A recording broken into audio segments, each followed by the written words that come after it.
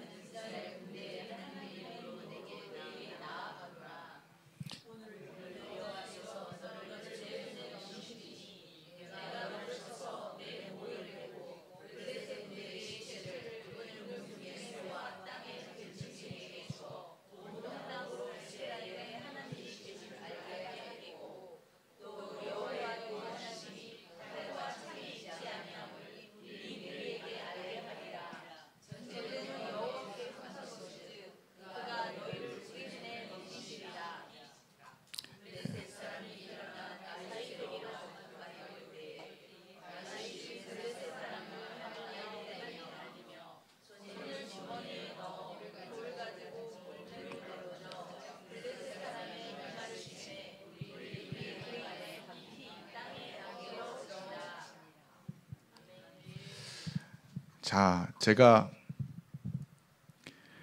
젠더 이데올로기와 이 골리앗이 왜 유사한지 설명을 드리겠습니다.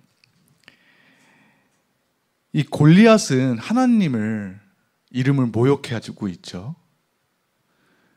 젠더 이데올로기도 하나님을 반인권적 또는 혐오하는 하나님으로 묘사하면서 그렇게 접근하고 있습니다. 골리앗은 칼과 창과 단창으로 이렇게 공격을 하죠. 젠더 이데올로기는 이 정치 이데올로기적인 인권을 내세워 가지고 이 복음을 탄압하는 실체를 가지고 있습니다. 그리고 지금 여기서 보면은 골리앗이 다윗에게 매우 아주 가까이 왔다고 하고 있잖아요. 근데 여러분들이 차별금지법에 대해서 들어봤을 텐데, 차별금지법은 이때까지 우리나라에서 7번 발의됐었습니다. 그러니까 국회에서 한 번 발의됐다가 국회 끝나면 또 없었다가 그 다음에 또 발의됐다. 그게 7번 된 겁니다. 그리고 지금 4개의 차별금지법이 국회에 계류 중에 있고요. 21대 국회가 끝나면은 또 발의가 될 겁니다. 그러면 이렇게 진행되다가는 계속 이용희 교수님이나 정말 헌신되는 분들이나 또 이렇게 여러 성도님들에 따라서 이것들을 맡고 있지만은 한 번이라도 통과되면은 그 복음을 지키는데 정말 큰 어려움이 닥쳐오게 됩니다. 이런 골리앗에게 이 다윗은 물맷돌을 던져서 쓰러뜨렸습니다. 그러면 저는 이 현대판 골리앗에게 던질 물맷돌을 어떻게 준비할까? 그것들을 이제 2년 동안 생업을 중단하면서 이제 고민하고 이 책을 집필했는데, 이 물맷돌을 만든다는 심정으로 이렇게 준비를 했습니다. 그래서 여기 보시면은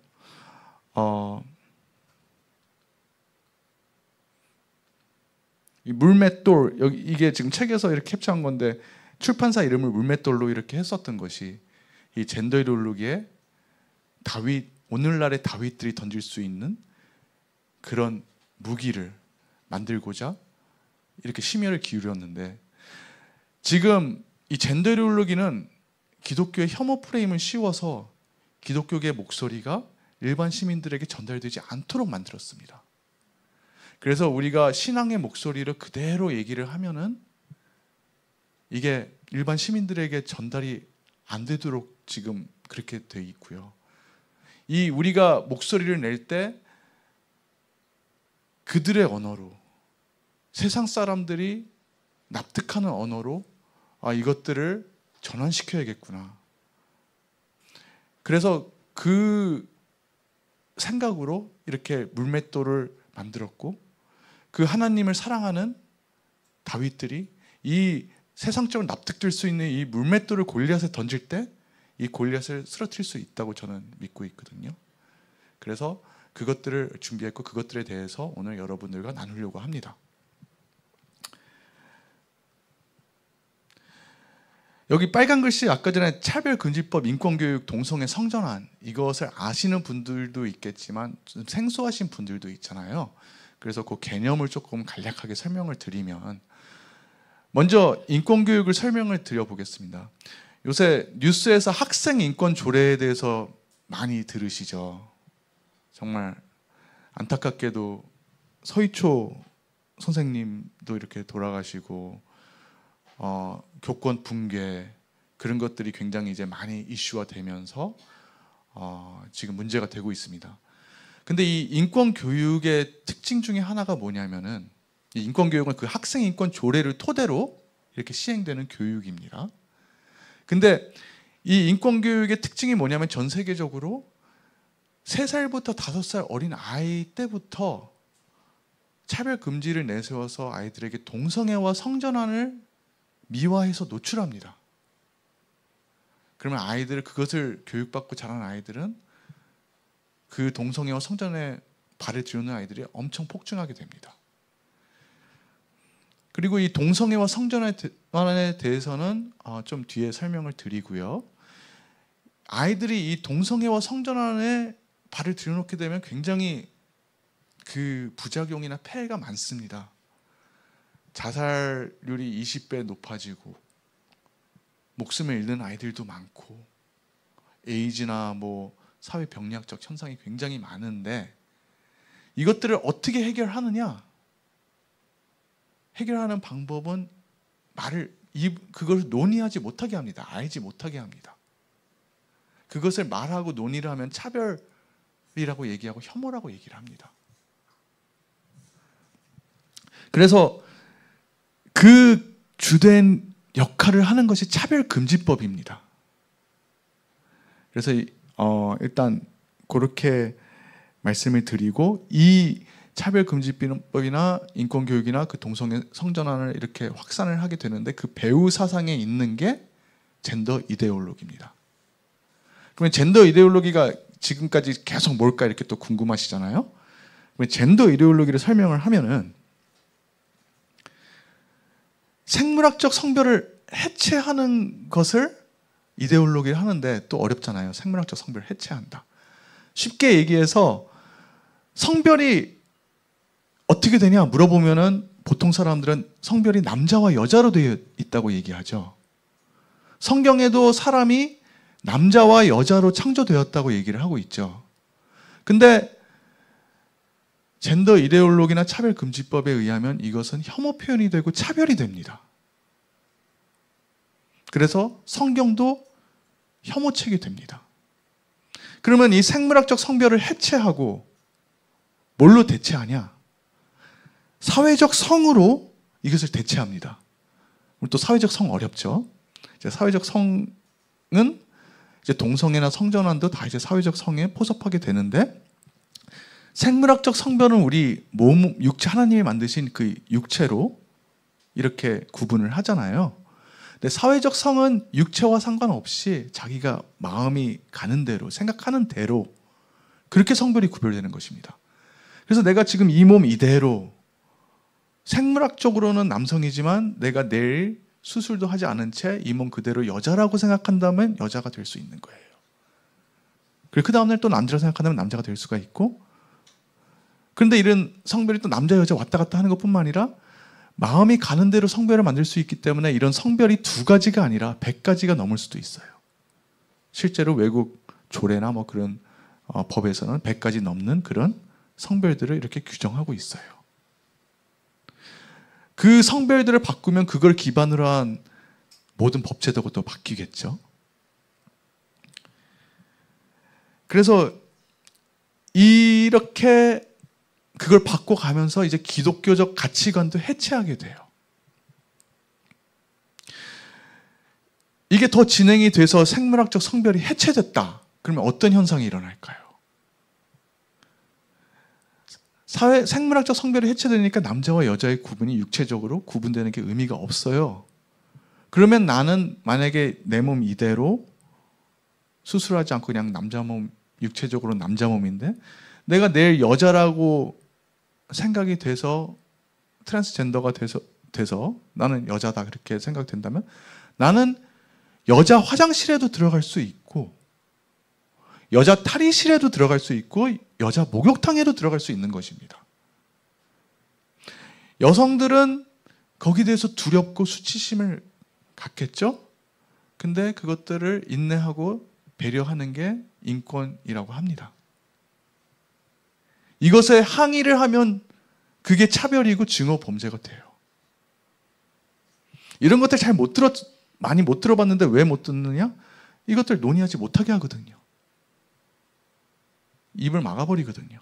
근데 실제 차별금지법이 깊이 시행되고 있는 외국에서는 이것들이 굉장히 자주 발생하는 갈등 실제 사례들입니다. 제 책에서는 자세히 이런 사례들이 여러 개가 있는데 시간상 여기선 설명하지 않고요. 그러면 이 젠더 이데올로기를 더 왜 이렇게 해체하고 하느냐? 그 사상적 뿌리를 좀 더 거슬러 올라가 보면은 이제 문화 막시즘으로 갈 수가 있어요. 그거는 이제 옛날에 막시즘이 정치적으로는 실패했잖아요. 근데 이제 실패한 다음에 문화적으로 그거를 변화시켰어요, 전략을. 그래서 문화적으로 기존 사회 체제를 해체하고 기존 가치 체제를 해체하는 전략을 세웠어요. 근데 그 서구 사회의 그 자유주의 국가들은 사실 성립 때 기독교적 가치관으로 성립이 됐거든요. 근데 그 기존 사회 체제를 해체하려면 기독교적 가치관도 해체해야 되고, 그러니까 30년 전에 전략을 명시한 게 교회 해체가 들어있어요. 그리고 교회를 해체하는 전략이 명시되어 있을 뿐만 아니라 이 기존 사회 체제를 해체하는 가장 중요한 첫 발걸음 두 가지가 뭐냐면은 취약한 아이들을 공략하고 언론을 장악해요. 왜? 입을 막아야 되니까. 지금 우리나라에서는 이미 10년 넘게 이 아이 공략하는 것과 언론계 장악되는 게 이루어지고 있어요. 그러니까 인권 보도 준칙이라고 해서 언론을 장악해 주요 언론을 장악해서 일반 시민들이 이런 문제에 대해서 듣지 못하게 돼요. 인권 교육을 통해서 아이들한테 동성애와 성전환을 차별 금지를 내세워서 인권을 내서 끊임없이 어릴 때부터 노출을 하고 미화해서 아이들이 그것들에 쉽게 발을 들여놓을 수 있도록 환경을 조성해줘요. 이것들이 더 진행되면 이제 사회 상층부를 점진적으로 장악하게 돼요. 우리나라에서는 이제는 많은 지식인들이 비판하기를 사법부가 많이 장악됐었다. 그래서 군형법, 군대에서 동성애를 합법화하는 그런 문제에 대해서 이제 사법부가 이제 합법화하는 방향으로 이렇게 판결을 냈거든요. 그럼 대법원의 소수 의견이 뭐라고 하느냐? 대법원의 소수 의견은 다수 의견이 이건 법원의 권한에 속하지 않는 실질적 입법 행위다. 법원이 해서는 안 되는 영역이다. 그렇게 비판을 하고 있거든요. 대법원 자체 내에서. 근데 그런 것들이 젠더 이데올로기에 유리한 방향으로 하는 판결문에서는 굉장히 많아요. 그게 이미 많이 잠식되어 있다는 얘기거든요. 그리고 그 다음 단계로 나가서 차별금지법이 시행이 되면은 이제 그 다음부터는 아예 법적으로 사법부, 입법부, 행정부가 차별금지법을 복정할 수밖에 없는 의무가 부여돼요. 그러면은 아까 얘기했듯이 젠더 이데올로기와 우리 기독교적 가치관은 양립할 수가 없거든요. 그러면 모든 공권력이 기독교적 가치관을 해체하는 그런 환경을 조성하게 돼요.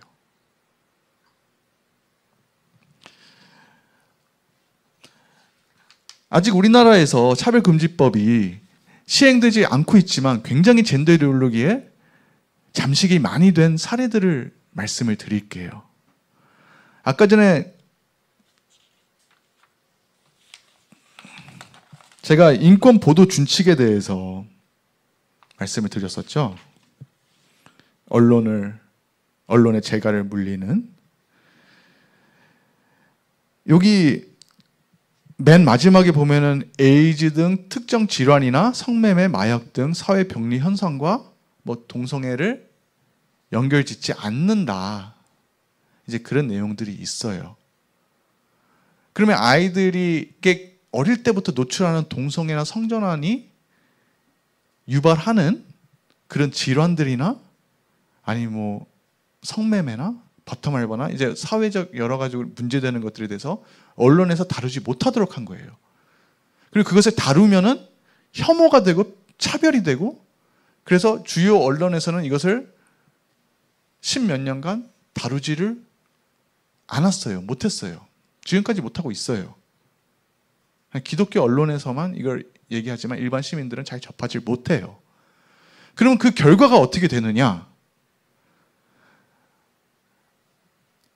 그 결과를 보면은 지금 에이즈가 전 세계적으로 30% 감소 추세거든요. 근데 우리나라만 892% 증가하는 추세예요. 근데 에이즈가 진단되는 비율을 나이대별로 보면 20대가 가장 많아요. 근데 20대에서 진단된 사람들을 보면 45%가 6개월 내에 사망을 해요. 이건 보건당국의 공식 자료입니다. 그 뜻은 뭐냐면은 이 에이즈는 그렇게 에이즈가 발현되기까지는 7년에서 10년이 걸리거든요. 그러면은 그 진단받은 사람들은 20대 때 걸린 게 아니라 10대 때 걸린 거예요. 그 10대에 걸려가지고 반이 6개월 내에 죽는다면은 생명을 잃는 우리 아이들 수가 엄청 많다는 소리예요. 근데 통계를 또 찾아보면 우리 아이들이 동성애와 에이즈의 관련성 주요 감염 경로라는 것을 아는 아이들은 70%는 모른다고 나와요. 아까 전에 혐오나 차별 금지를 통해서 말을 못하게 하니까 정보가 차단돼요. 그러니까 알지 못하면서 몸소 그것들을 경험하게 되고 돌이킬 수 없게 되는 거예요. 자, 이게 주류 언론에서 10몇 년간 그렇게 진행이 됐었는데 2023년 4월부터는 온라인에서도 이런 통제가 이루어지기 시작했어요. 정책적으로. 키소에서 이런 동성애나 성전환의 사회적 병리 현상에 대해서 글을 쓰거나 그러면 그때그때 삭제하는 정책이 진행되고 있고, 지금 뭐 차바나 뭐 이 동성애나 차별금지법에 반대하는 목소리 내는 그런 유튜브 계정들도 이제 정지되기 시작하고 있어요. 더 놀라운 것은 이제 주류 언론에서 차별금지법을 지지하는 목소리만 10몇 년간 이렇게 허용이 됐잖아요. 그 반대하는 목소리는 굉장히 미약한, 사회 전체적으로 볼 때 굉장히 미약한 기독교 언론이었단 말이에요. 근데 CTS하고 극동방송, 거기서 차별금지법을 반대하는 패널들로만 토론회를 했다고 징계 처분을 내렸어요. 극동방송은 1심에서 그걸 취소해달라고 했는데 또 졌어요. 그리고 지금 항소심에서 진행 중인데, 인권보도준칙은 법률적으로는 협약일 뿐인데 이렇게 입에 재갈을 물리는, 언론에 재갈을 물리는 힘이 강력하거든요. 근데 지금 기독교 언론에서도 이런 것들이 진행이 되면 이제 기독교 언론도 이런 말들을 할 수가 없게 돼요. 그러면 차별금지법이나 동성애나 성전환에 대해서 사회적 논의할 수 있는 모든 통로가 막힌다는 거예요. 또 다른 사례들을 들어볼게요. 아까 전에 그렇게 에이즈가 우리나라에서 아이들에게 심각하면은 상식적으로 볼 때, 아이들을 위할 때 선생님들이나 교수가 그 경각심을 갖도록 아이들에게 동성애는 위험성이 있다는 것을 얘기해 주는 게 인권적이라고 생각이 되죠. 아이들을 진짜 위한다면. 근데 총신대학교의 이상원 교수님이라고 강의 시간 때 에이즈와 동성애의 취약성, 그 의학 교과서에 있고 신문에 있는 그 내용을 그대로 그렇게 얘기를 했는데 해고를 당하셨어요. 총장은 이제 사람들이 들고 막 항의를 하니까 교육부에서 압력이 있었다, 그런 얘기를 한 기사도 있어요.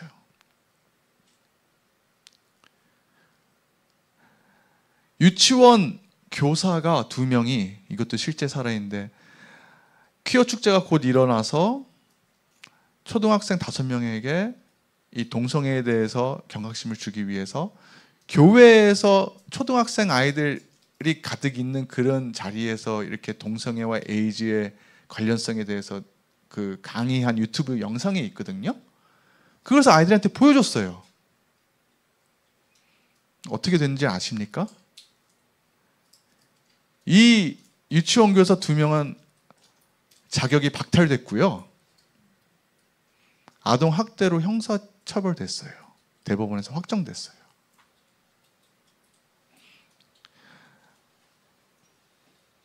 한 사례 또 들어보면은, 안철수 의원 다 아시죠? 서울시장 후보 때 나와가지고 퀴어 축제에 대한 질의를 받았어요. 안철수 의원이 뭐라고 하냐면은, 시민들이 우려한다. 서울 광장에서 아이들한테 노출을 하면은 아이들한테 안 좋은 영향을 끼칠 수 있으니 서울 외곽에서 하는 것이 좋겠다는 시민들의 의사가 있다. 국가인권위원회에서는 이것을 혐오 표현 결정을 해버렸어요. 그러면 정치계에서도 이걸 얘기할 수 없어. 총신대학교에서 얘기할 수 없으면 어떤 대학도 얘기할 수 없습니다. 일반 선생님들 얘기하면 자격이 박탈될 수 있어요. 주류 언론에서도 계속 얘기를 못 하다가 이제는 마지막 남은 기독교 언론마저 입을 막아버리고 있어요. 굉장히 젠더 이데올로기가 아주 강력하죠. 상황이 이렇습니다. 차별금지법이 시행되면 이것보다 이제는 법적으로 더욱더 강력하게 되고, 기독교적 가치관을 이제 해체하면서 탄압하게 될 때 우리의 말이나 우리의 얘기들은 전달될 수가 없어요.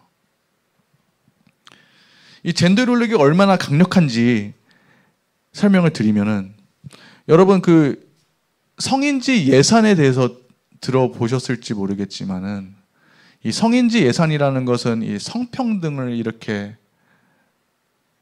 제고하고 이렇게 잘 확산하도록 하고, 또 동성애 성전환이 이제 인권으로서 확산할 수 있도록 이 정책에 쓰이는 그 예산을 얘기하는 거거든요. 이게 이제 별도로 이렇게 예산을 책정하지는 않지만 모든 중앙행정부에서 이것들을 쓴 예산을 이렇게 1년 동안 산출해요. 근데 2021년도에 그 금액이 34조 원이었어요. 그 말인즉슨 하루에 1,000억 원이 들어간다는 소리예요. 젠더 이데올로기 사상을 공무원이나 중앙행정부에 이렇게 잠식시키는데. 근데 이거는 지방 자치단체나 우리 아이들 인권교육에 들어가는 재정을 또 다 뺀 거예요. 그것까지 들어가면 우리 혈세가 엄청나게 이 젠더 이데올로기 사상 통제에 매일매일 들어갔다는 소리죠. 그리고 차별금지법은 아까 얘기했듯이 모든 공권력이 복종 의무를 갖도록 해요. 사법부도 예외도 아니고 행정부, 입법부 전부 다.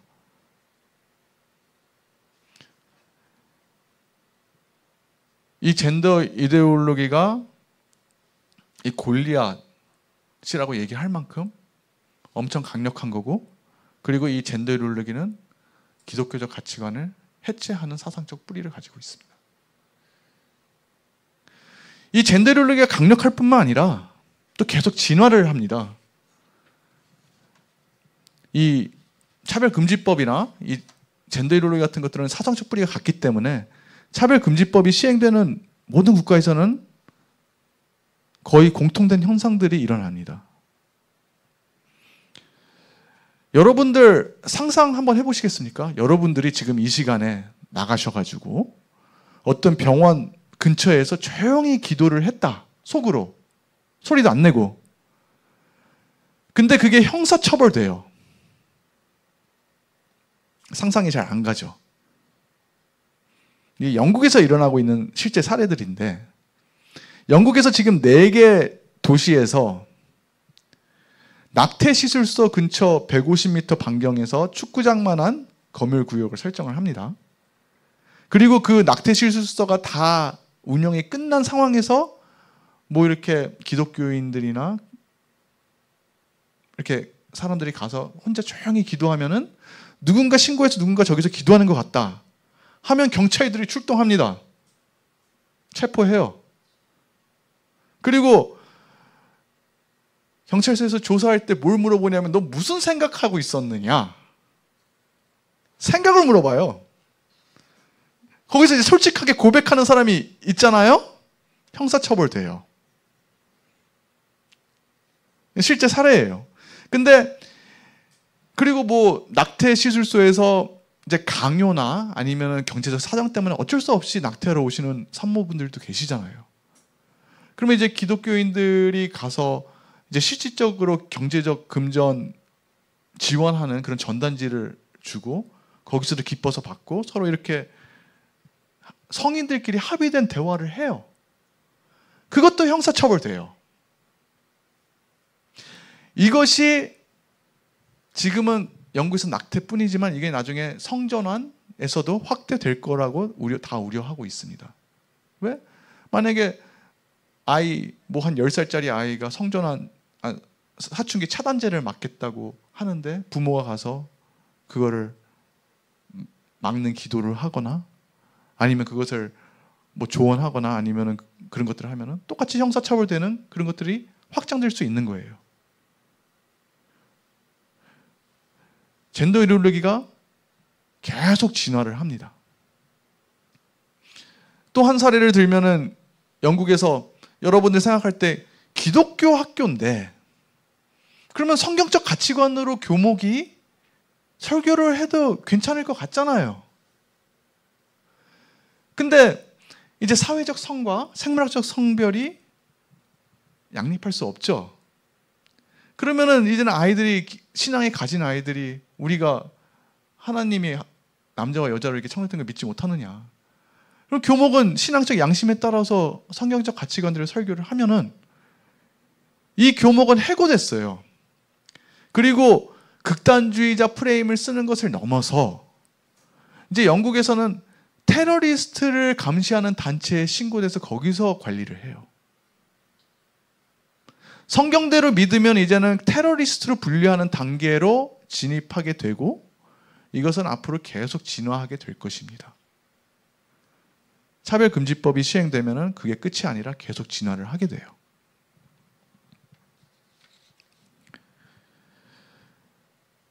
거리설교 복음 전할 때 목사님들도 1인 시위할 때 지금 많은 헌신하시는 목사님들이 1인 시위도 하시잖아요. 영국에서 그걸 했으면 형사처벌, 형사재판 넘겨집니다. 그냥 누군가 가가지고 질문을 해요. 유도 질문을 하면 성경적 가치관들을 대답을 하면은 그러면 이제는 그게 차별이 되고 혐오가 돼서 형사재판에 끌려가는 겁니다. 그 2년 동안 형사재판을 하다가 언론에서 알려지면은 어떻게 시끄러워지니까 검찰에서 이제 포기를 하는 경우도 있지만 알려지지 않으면 이제 불이익을 받게 되죠. 더 충격적인 것은 노르웨이에서는 부모가 성경적 가치관으로 자녀들 5명을 가정교육을 했다고 양육권이 박탈됐습니다. 왜? 선생님이 이제 동성애 성전환을 이렇게 사회적 성을 하는데 이제 그 발달에 장애가 된다고 아동 서비스에 신고를 했어요. 아동 서비스가 출동해서 아이들을 다 학교에서 데리고 가고 이렇게 하고 해서 격리시킨 다음에 양육권을 박탈하고 다른 가정에 입양하는 절차를 시작했어요. 그래서 소송을 하죠, 부모들은. 7개월 동안 소송을 했어요. 근데 다행히 이것이 외부에 알려져서 수천만 명의 사람들이 대사에서 시위하고 언론에서 시위하고 하니까 이제 그 국제적 비난 여론이 못 이겨서 7개월 후에 소송을 포기하고 아이들 돌려줬거든요. 이게 언론에서 알려지지 않고 시위를 안 했었으면 아이들이 빼앗겼을 거라는 것이 전문가들의 의견입니다. 우리나라에서 지금 아동기본법 개정안이 있는데 이것이 그렇게 가는 현상의 시발점으로 분석되고 있습니다. 뭐 젠더 이데올로기가 또 내 아이가 3살부터 5살 사이에 학교에서 공교육에서 동성애 성전환을 미화해서 계속 노출시킨다. 부모 걱정되겠죠? 그러면 페이스북에 이것을 우려하는 글을 쓰거나 아니면 다른 사람의 글을 링크를 걸어서 했어요. 힉스라는 사람이 그렇게 했는데 그 사람은 직장에서 해고됐어요. 영국 얘기입니다. 차별금지법이 시행되면은 우리가 나아가는 미래입니다.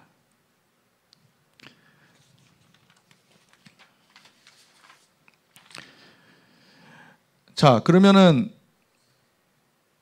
이 인권 교육의 메커니즘을 좀 더 살펴보겠습니다. 이 젠더 이데올로기의 사상적 뿌리를 이렇게 체계화한 사람 중에서 이 버트란트 러셀이라는 사람이 있습니다. 이 사람은 학생들에게 이 눈이 검다, 확신을 갖도록 이렇게 세뇌할 수 있다는 것이죠. 사실이 아닌 것을 이제 아이들에게 세뇌하기 쉽습니다. 그리고 이 세뇌가 쉽게 되려면 가정의 영향력을 차단하고 만 10살 이전에 주입을 시작하면 아주 큰 결과를 얻을 수 있다고 합니다. 이 전략 그대로 인권교육이 이루어지고 있거든요. 그러면 그 큰 결과가 어떻게 됐는지, 차별금지법이 시행된 지 한 10년이 지나니까 이제 통계로 가시화되기 시작하고 있습니다. 그 통계를 보면은 지금 미국 고등학생 4명 중에 1명이 자기를 성소수자라고 밝히고 있습니다. 영국은 2010년도부터 차별금지법이 시행됐는데 그 8년 동안 보면 성전환을 원하는 아이들의 숫자가 44배 증가했습니다. 그 아이들 중에 4세에서 6세 아동들도 수십 명이 됩니다. 차별금지법을 지지하는 사람들은 이렇게 얘기해요. 사회가 더 포용적이 되니까 사람들이 커밍아웃 해가지고 이렇게 늘어나는 것이다. 근데 무슨 4살, 6살짜리 아이들이 사회 포용력을 보고 뭐 커밍아웃을 합니까? 세뇌된 대로, 주입된 대로, 가르친 대로 하는 것이죠. 그래서 그것들로 인해서 삶이 파괴되고 불행해지는 거죠. 또 세대별로 통계를 분석해 보면 인권교육이 노출된 것이 강한 세대일수록 성소수자, LGBT라고 하는데 그 비율이 그대로 비율대로 많습니다. 그거는 얼만큼 그 인권교육, 후천적인 그 교육에 노출됐는지에 따라 가지고 그것이 후천적으로 유발되는 것을 시사하는 거거든요. 근데 만약에 이렇게 동성애 성전에 발을 들여놓은 아이들이 행복하면 그건 또 다른 문제인데, 문제는 이들이 불행해진다는 겁니다. 스웨덴에서 연구한 결과 성전환을 하는 사람들은 일반인보다 자살률이 20배가 높습니다. 5명 중에 2명이 자살을 시도하고, 근데 네덜란드는 차별금지법을 우리 이 세계에서 가장 먼저 시행된 나라거든요. 최초로 시행된 국가입니다. 근데 이 네덜란드에서 50년 동안 정부 통계와 연계해서 연구한 결과 성전환자의 자살 충동이나 그 정신 건강이 유의미하게 감소하지를 않았어요. 차별금지법이 그렇게 오랫동안 시행됐으면 거기서 얘기하는 사회적 차별은 굉장히 많이 감소했을 것이고, 오히려 더 특권들이 많을 것이고, 사회는 그쪽 입장에서 보면 더 포용적이 됐을 거예요. 근데 정신건강은 전혀 나아지지 않았어요. 그거는 오히려 사회적 차별보다 내재적 원인, 그러니까 동성애 성전환 그 자체에서 유발되는 그 정신건강 문제라는 것을 시사하거든요. 근데 우리 아이들 3살에서 5살 아이들한테 그것을 주입을 해요. 그것을 막아서는 부모들은 아동학대 프레임을 쓰고 각종 불이익을 이렇게 입게 되는 제도적 환경이 조성이 돼요. 그럼 왜 아까 이렇게 큰 결과를 얻었느냐? 아까 얘기했듯이 러셀이 말했듯이 거기서는 만 10살 이전에 주입하면 큰 결과를 얻는다고 하는데, 차별금지법이 시행되는 국가에서는 거의 3살에서 5살 아이들에게 주입을 시작해요. 놀이로 인식시키고, 여자아이가 있으면 너 네 자신을 여자라고 단정하지 마. 그렇게 가리키다가 나중에 그 여자아이가 사춘기가 돼서 만약에 부모님이 이혼하거나 아니면 어렸을 때 성폭행이나 성추행을 당하거나 그런 트라우마가 있으면은 이제 정신건강이 안 좋을 때, 많이 힘들어할 때, 거기선 그렇게 얘기해요. 네가 이렇게 힘들어하는 거는 네 성 정체성이 잘못됐기 때문이기 때문에 성전환하면 이것들이 해결될 수 있다. 10살, 14살 그런 아이들이 그 얘기를 듣고 부모 없이 단독으로 성전환할 수 있는 그런 제도가 구현이 돼요. 부모가 그거를 막으려고 하면은 감옥에 가는 사례들도 있습니다. 전략적으로 아까 전에 가정 역량을 차단하라고 러셀이 얘기했잖아요. 아이들한테 이 동성애 성전을 어릴 때부터 주입하는 거에 대해서 부모는 철저하게 정책적으로 차단을 해요. 학교에서 알려주지 않아요. 그러면 아이들한테 이 노출하는 이 동성애와 성전환의 이 실체는 무엇인가? 이견이 없는 것은 이 동성애와 성전환에 발을 들여놓으면 이 자살률이 엄청 높아지고 에이즈나 뭐 이렇게 신체적 그런 장애도 굉장히 많이 오고 목숨을 잃는 아이들도 많고 그런 것들은 부인할 수가 없어요. 너무나 명확하기 때문에. 그러면 그 원인이나 왜 그런지 그 실체나 이제 그런 것들은 논란이 되고 있죠. 그러면은 이 성전환이나 동성애를 오랫동안 수십 년간 경험했던 사람들은 뭐라고 하느냐? 이제 그 사람들은 동성애는 성 중독의 일종이라고 양심 고백을 하고 증언을 해요. 성전환은 이제 트라우마의 도피처.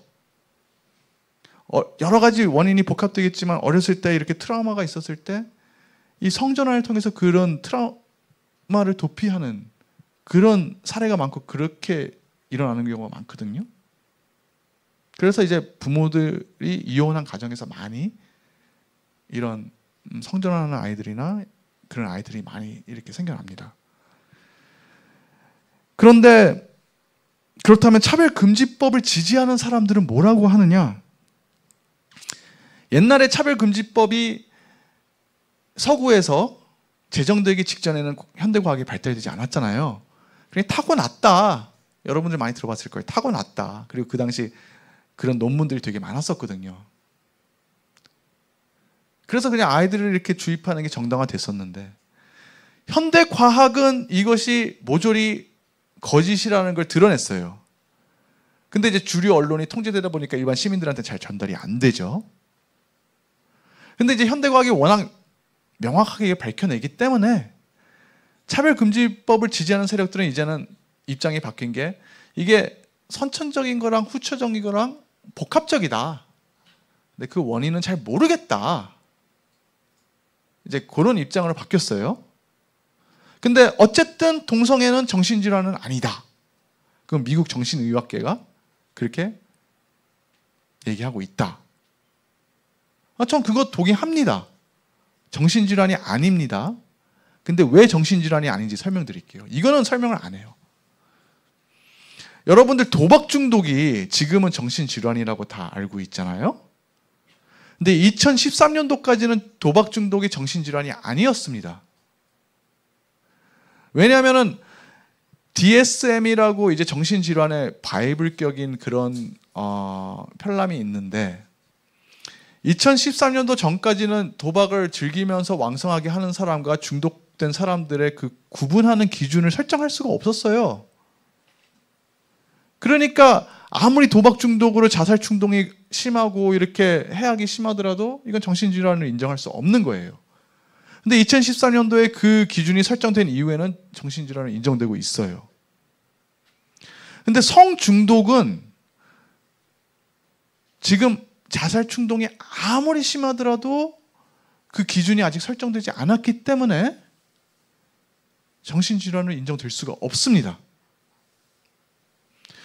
연구 결과 성중독에 걸린 일반 의사들이 볼 때 이건 성중독이라고 얘기하는 사람들의 그 뇌를 검사해 보면은 마약 중독자의 뇌하고 똑같은 현상이 일어나요. 근데 연구 결과를 분석해 보면은 보통 이성애자에서 성중독이 걸렸다 사람들이 갖고 있는 성 파트너 수보다 일반적인 게이가 갖고 있는 성 파트너 수가 한 4배가 더 많아요. 그리고 그 해악은 훨씬 더 심대해요. 이런 거 굉장히 민감하거든요. 이 얘기 자체가 이제 혐오 표현이 돼요. 사실 이런 것들을 얘기하는 것 자체가. 저는 이제 이것들을 얘기하는 게 우리 아이들을 보호하려면 이런 것들을 논의해야 되잖아요. 왜냐하면 지금 현실적으로 이런 검증되지 않은 동성애를 아이들한테 어릴 때부터 노출시키고 동성애 앱 같은 걸 통해서 아이들이 빠져들고 폭증하고 있고 아이들이 죽어가고 있고 논의해야 되는데 이걸 논의하면 혐오 표현이 되고 차별이 되고 차별금지법이 발의되면 처벌되고 그러거든요. 그래서 저는 이 민감한 문제를 그리고 이제 상대방들이 항상 그 차별금지법 지지하는 사람들이 항상 얘기하는 게 이거 우리가 얘기하는 건 객관성이 없다. 증거 자료가 없다. 항상 그렇게 얘기를 해요. 왜냐하면 교수나 의사가 그걸 얘기하면 다 해고하는 시스템을 만들기 때문에 전문가가 이런 것들을 얘기하기가 힘들어요. 그래서 저는 이 민감한 내용들을 객관적 근거를 대기 위해서 한 문장 한 문장 근거 자료를 달았고 또 이제 그 모든 쟁점들을 집대성을 했습니다. 그래서 그것들을 모두 다 연결을 해서 서로 연결되면 큰 그림이 보여요. 나무를 보면 왜곡될 수가 있지만 숲을 보면 왜곡되기가 어렵거든요. 그래서 숲을 보여줄 수 있도록 이렇게 했었고 그리고 저는 경험자도 아니고 의료 전문가도 아니에요. 그래서 저는 뭐 어쩌고 어쩌다 그렇게 얘기할 수가 없기 때문에 저는 이제 수십 년간 이것들을 경험했던 사람들의 증언들을 그대로 원용을 했어요. 그리고 통계들을 다 분석을 해서 지금 그것들로 일어나는 통계가 어떻게 일어나고 있고 그 증언들을 검증하기 위해서 보건당국의 그런 자료들이나 뭐 대학들의 논문들이나 그런 공신력 있는 자료들로 하나하나 검증을 했습니다. 그리고 이제 그 메커니즘들을 분석을 하고 그것을 또 검증하기 위해서 실제 사례들을 수없이 많이 또 검증해서 제 책에 녹여내서 사중으로 일일이 검증을 했습니다. 그래서 이것이 세상적인 시각으로 과연 객관성이 있는지 없는지 납득할 수 있도록 이제 그렇게 제 책을 구성을 해가지고 이것들이 세상적으로 납득할 수 있는 그런 소리가 됐을 때 저는 물맷돌이 된다고 생각을 하거든요. 이 물맷돌은 그냥 있으면 돌멩이일 뿐입니다. 아무 소용이 없어요. 근데 하나님을 사랑하는 다윗들이 하나님의 역사하심 속에서 목소리를 낼 때 저는 골리앗을 쓰러뜨릴 수 있다고 생각을 하고 있거든요. 자, 검증이 필요한 상황을 조금 더 구체적으로 보면은 이 케네스 저커 교수는 아까 전에 얘기했던 그 DSM에서 그 젠더 불쾌증이라고 이 성전환을 하게 되는 유발되는 그런 질환을 얘기하는 것입니다. 근데 이 DSM에서는 뭐라고 하냐면은 성 정체성 혼란을 일으키는 아이들의 80%에서 90%는 가만 냅두면은 외부적 개입이 없으면은 저절로 해결된다. 자연스럽게 이성애자로 돌아오고 이것들이 자연스럽게 해결된다고 얘기를 하고 있습니다. 근데 외부적 개입을 하면 이것이 막혀요. 그 외부적 개입이 뭐냐? 인권교육을 아이들한테 그렇게 하면서 또 사춘기 차단제나 교차 호르몬 같은 것들과 연계시키거든요. 아이들이 스스로 또 그걸 결정할 수 있도록 하고요. 부모가 그것을 반대하면은 감옥을 가거나 양육권이 박탈되거나. 그래서 이 저코 교수는 이것을 굉장히 신중하게 해야 된다 얘기를 하는데 그걸로 인해서 거짓 프레임을 쓰고 해고를 당했어요. 또 병원에서. 나중에 소송에서는 거짓 프레임이라는 게 다 밝혀졌거든요. 그러면은 이 세계적 최고 권위자가 이런 얘기를 소신껏 얘기했다고 해고당하는 마당에 일반 의사가, 일반 교수가 이런 것들을 과연 얘기할 수 있을까요? 수십 년간 피땀 흘린 자격증이 박탈될 수가 있고 해고될 수 있는데 얘기하기 어렵겠죠. 그래서 객관성이 없다, 증거가 없다 하는 그런 얘기들이 계속 반복해서 나오는 겁니다. 자, 여기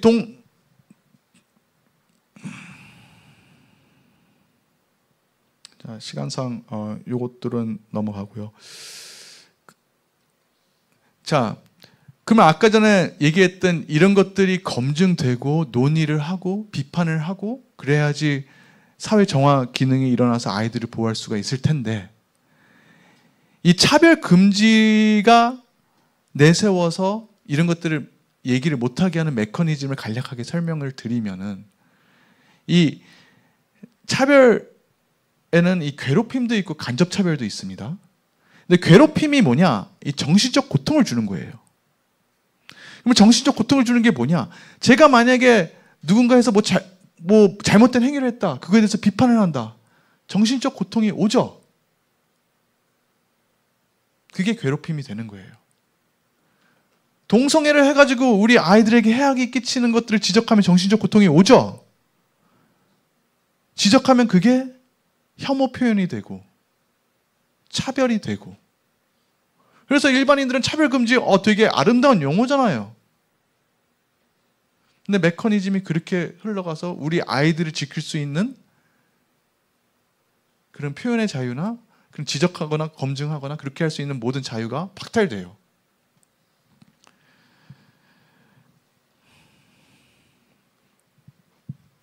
그러면 이 해악성이 수반되는 이 사회적 성을 아이들에게 아동기부터 왜 주입시킬까요? 정말 인권 때문일까요? 아니면 그 정치 이념의 아젠다를 실현하기 위해서 아이들을 공략해서 아이들을 희생시키는 것일까요?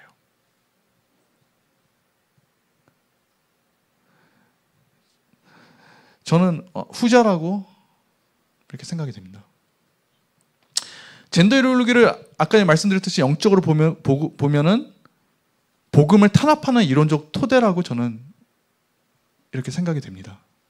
마지막 세대 때 하나님을 사랑하는 사람들이 이렇게 탄압이 된다고 이렇게 성경에 되어 있는데, 그 이론적 토대가 젠더 이데올로기고, 그래서 기독교의 혐오 프레임을 씌워서 언론 장악된 것을 통해서 그런 현상들이 지금 일어나고 있고, 그래서 우리 기독교의 목소리는 일반 시민들에게 그 목소리가 전달되지 않습니다. 그로 인해서 이제는 교회는 인권교육을 받으면 어린아이들은 성경을 혐오책으로 인식할 수밖에 없어요. 교회를 혐오단체로 인식할 수밖에 없고, 그래서 다음 세대와 교회는 단절될 수밖에 없습니다. 일반 부모들은 자기 자녀들의 삶이 파괴되는 것을 지켜봐야 됩니다.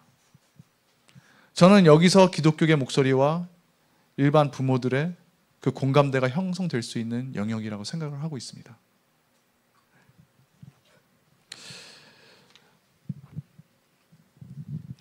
저는 이 차별금지법을 제정하는 그 싸움에서 키는 일반 시민 공감대를 누가 얻느냐, 그 싸움이라고 생각됩니다. 그런데 아까 얘기했듯이 모든 언론은 이미 차별금지법을 지지하는 진영에서 차지하고 있고, 우리의 목소리는 계속 사라지고 있습니다. 그리고 세상 학문적 근거를 제시를 하더라도 이미 표현의 자유, 종교의 자유, 언론의 자유, 그런 것들로는 LGBT 성소수자 인권보다 하위에 있어가지고 무력화됩니다. 그것보다 제가 생각할 때는 더 우선되는 가치는 우리 아이들을 보호하는 그 공감대입니다. 그래서 우리가 목소리를 낼 때 우리의 신앙 목소리 그대로 내는 것이 아니라 어떻게 뱀처럼 지혜롭게 세상 사람들이 납득할 수 있는 방법으로 목소리를 내야 될 것이고,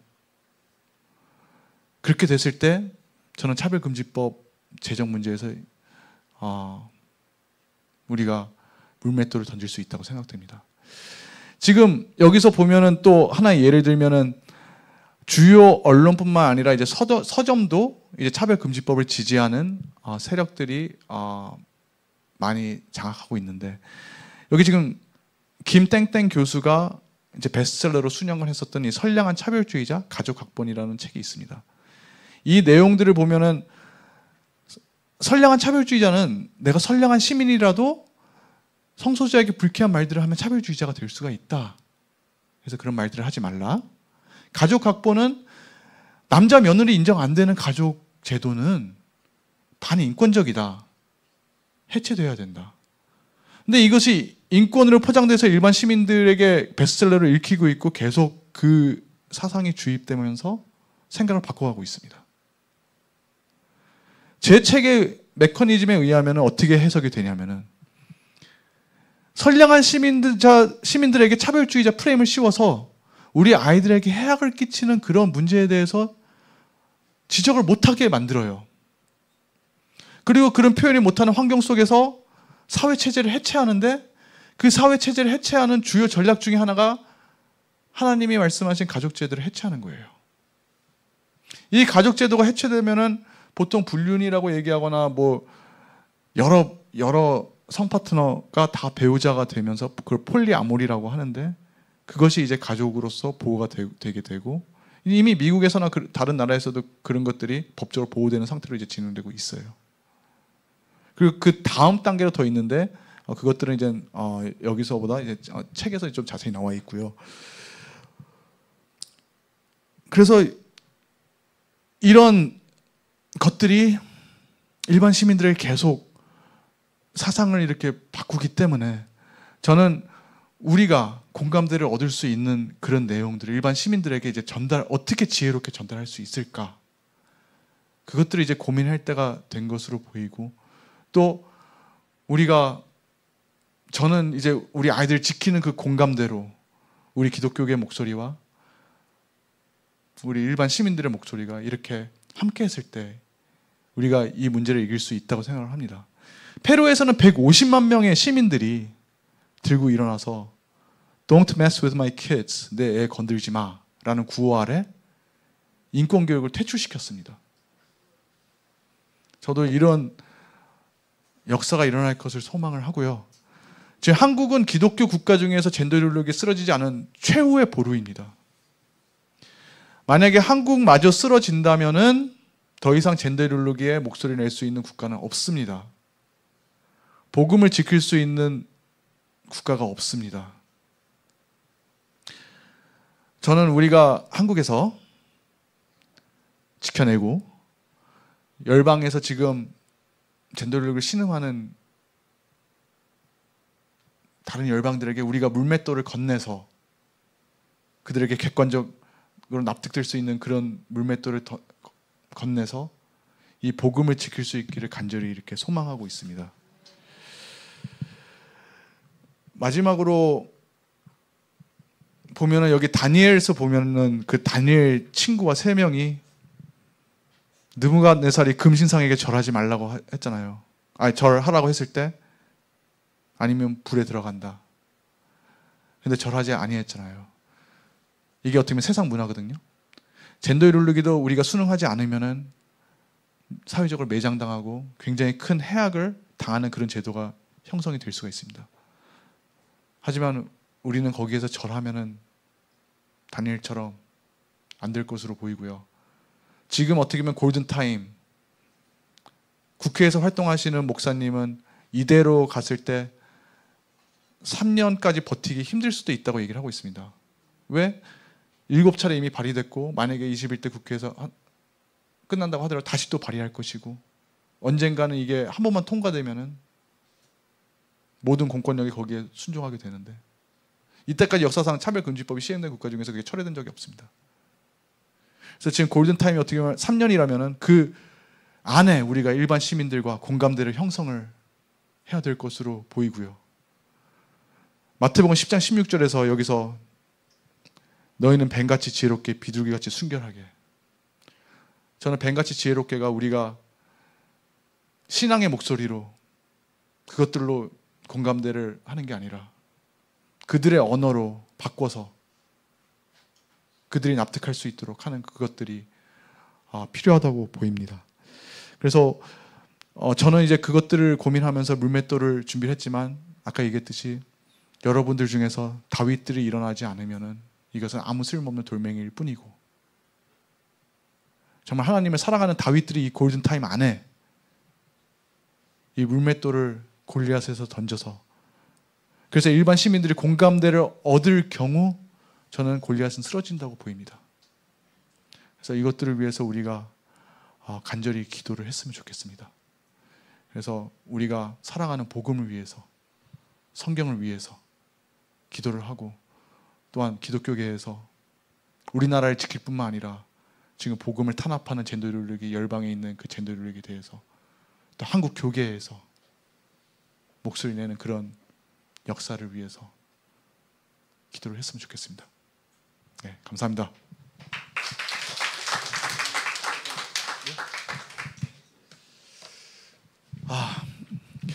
기도를 할 때 우리 한국 교회가 지금 세계에서 마지막 보루입니다. 하나님께서 우리에게 맡겨주신 이 마지막 세대에 사명들이 있고, 또 저는 예수님이 말씀하신 복음을 전하는 게 어떻게 보면 복음을 지키는 것과도 연계가 된다고 생각하거든요. 우리가 여기에서 차별금지법이나 그런 것들을 지면 복음을 전할 수 있는 토대가 사라집니다. 그래서 예수님이 맡겨주신 복음을 위해서 우리가 이 시간 기도를 하고, 하나님께서 역사하시기를 기도를 하고, 또 다윗들이 일어나기를, 하나님이 우리와 함께 하기를, 써주시기를, 그런 것들을 위해서 기도했으면 좋겠습니다.